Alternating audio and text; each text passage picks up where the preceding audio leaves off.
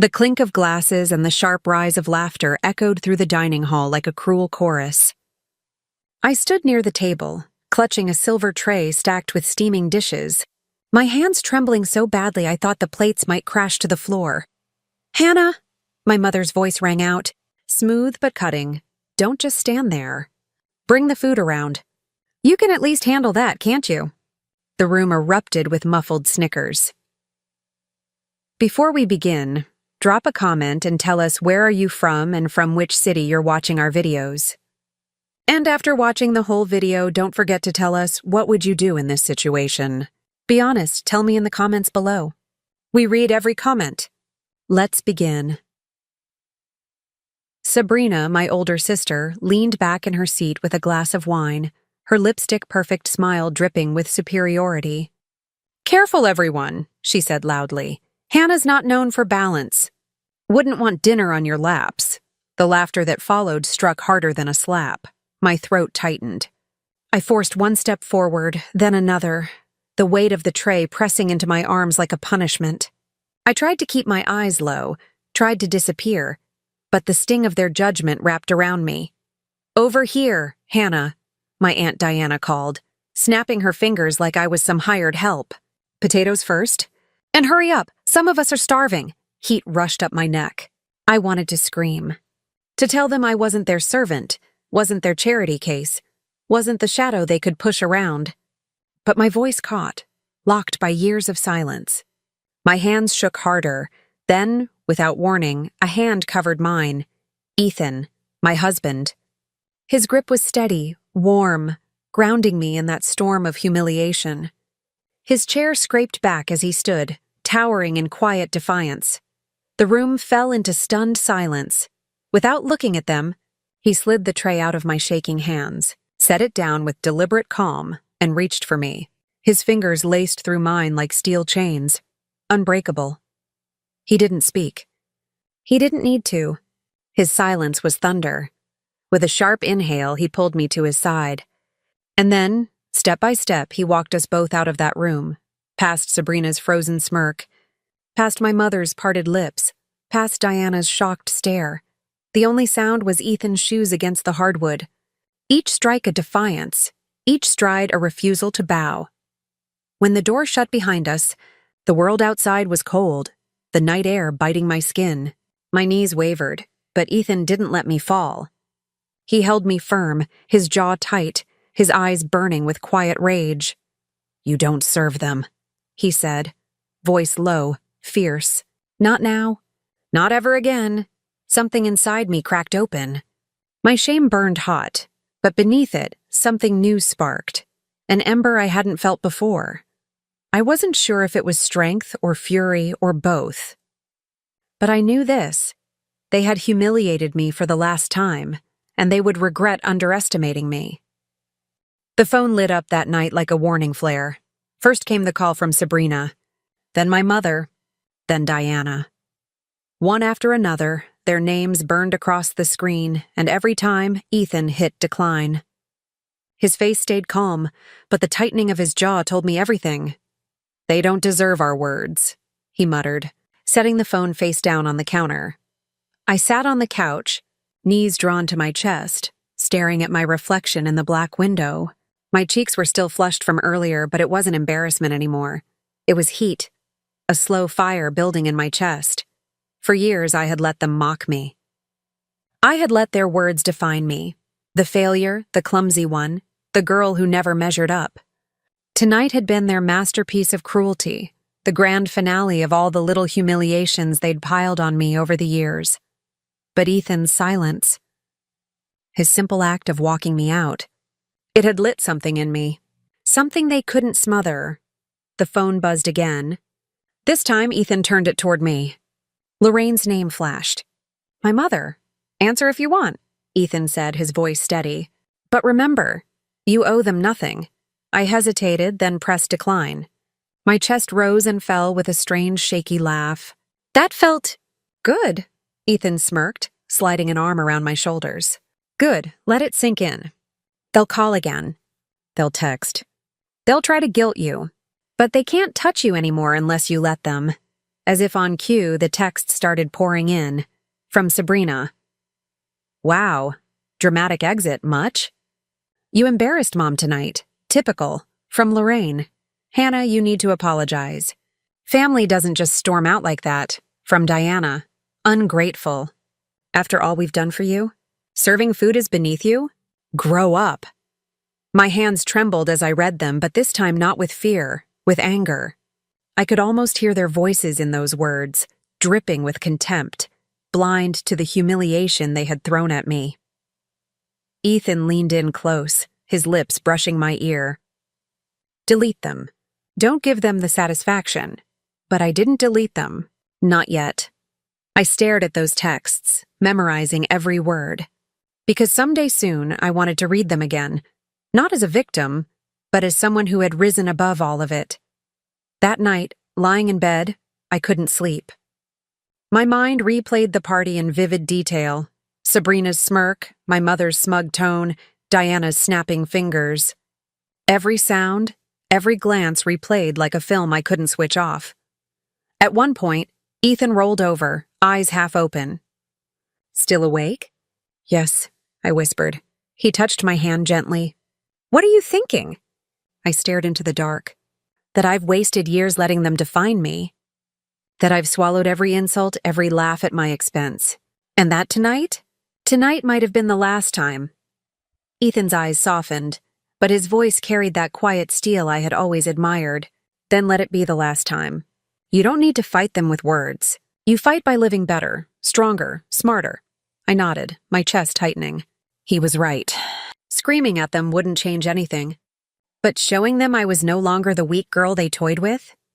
That would odd. The next morning I made coffee and opened my laptop. For once, I didn't avoid my reflection in the screen. Instead, I leaned closer, studying the woman staring back at me. Tired eyes. Bruised pride? But there was something else there too. Resolve, and for the first time in a long time, I whispered to myself, they don't own me anymore. The phone buzzed again. Another text from Sabrina. We're meeting tonight. Don't make this worse by ignoring us. Be there. I stared at it for a long moment. My fingers hovered over the screen. Ethan came into the kitchen, coffee mug in hand. Another demand? Yeah, I said softly, showing him the text. He read it, then gave me a small nod. If you go on your terms, not theirs. I exhaled slowly, a strange calm washing over me. Maybe it was time. Not to apologize, not to beg, but to show them something they'd never expected.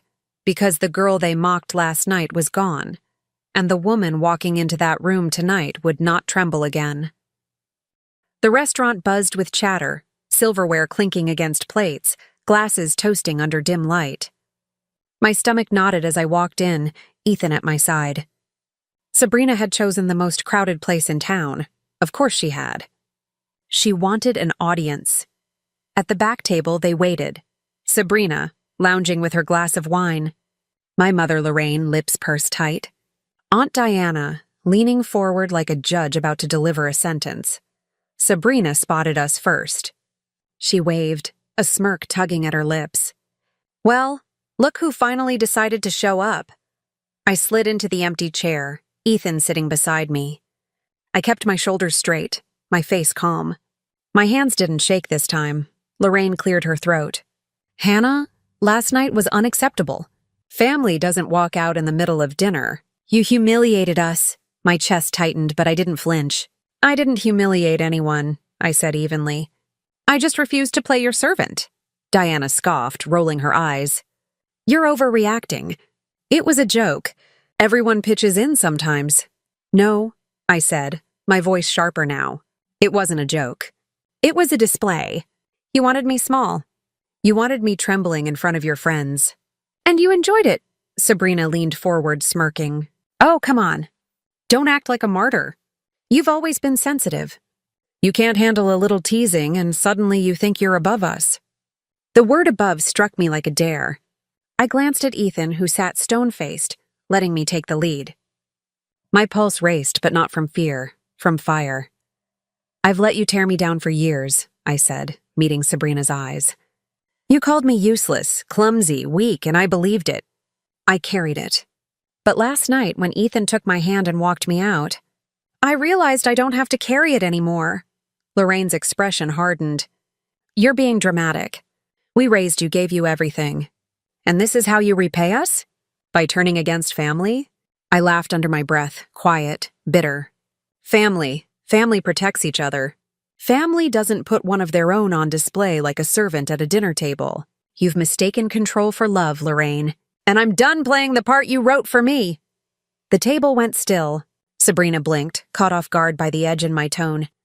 Diana's smirk faltered. For the first time in years, I wasn't shrinking. I was towering. Sabrina tried to recover, swirling her wine. So what now, Hannah? You walk away and never look back. You think you're better than us because your husband stepped in to save you? Ethan's voice cut through the air, low but commanding. She didn't need saving. She just needed reminding of who she is. The words landed heavy. My chest swelled. I turned back to them. You asked me here tonight to scold me, to drag me back into my place. But I'm not here to apologize. I'm here to tell you, you don't get to decide my worth anymore. Not you, not Sabrina, not anyone.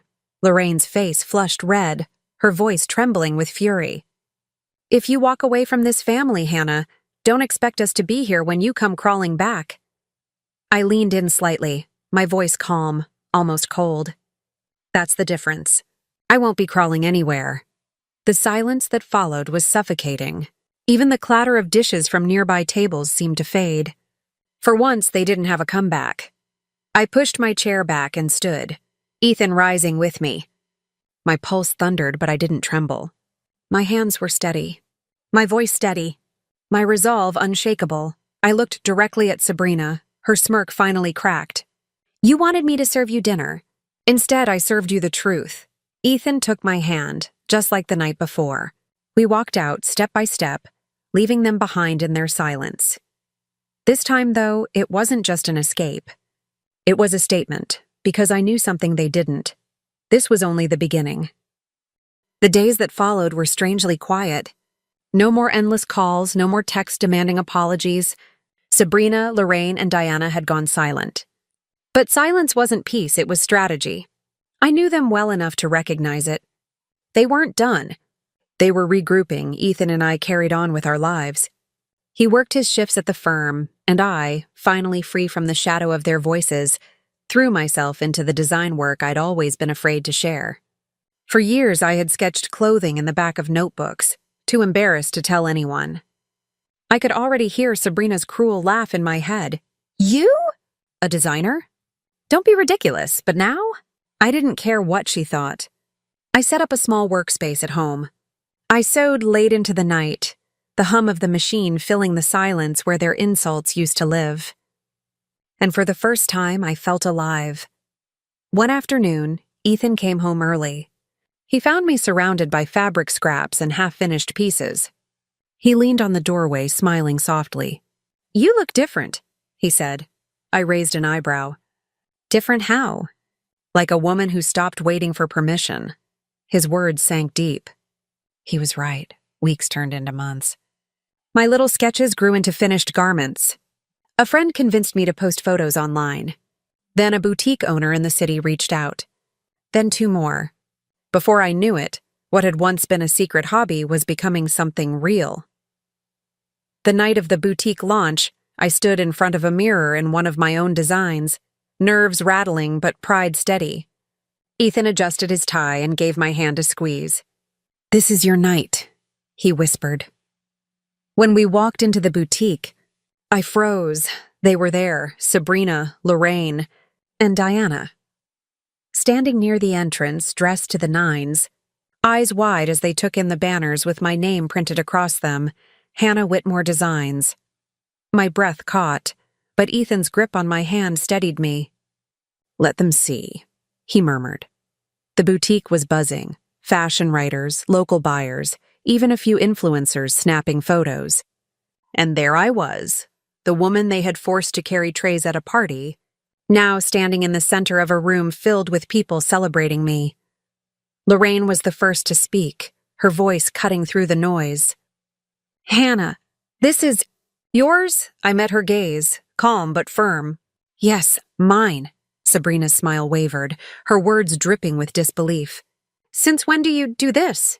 Since the day I stopped listening to you, I said evenly. Her face paled, and for once she didn't have a comeback. Diana forced a laugh, trying to regain ground. Well, I suppose all those hours serving food taught you something about presentation. I tilted my head, giving her the faintest smile.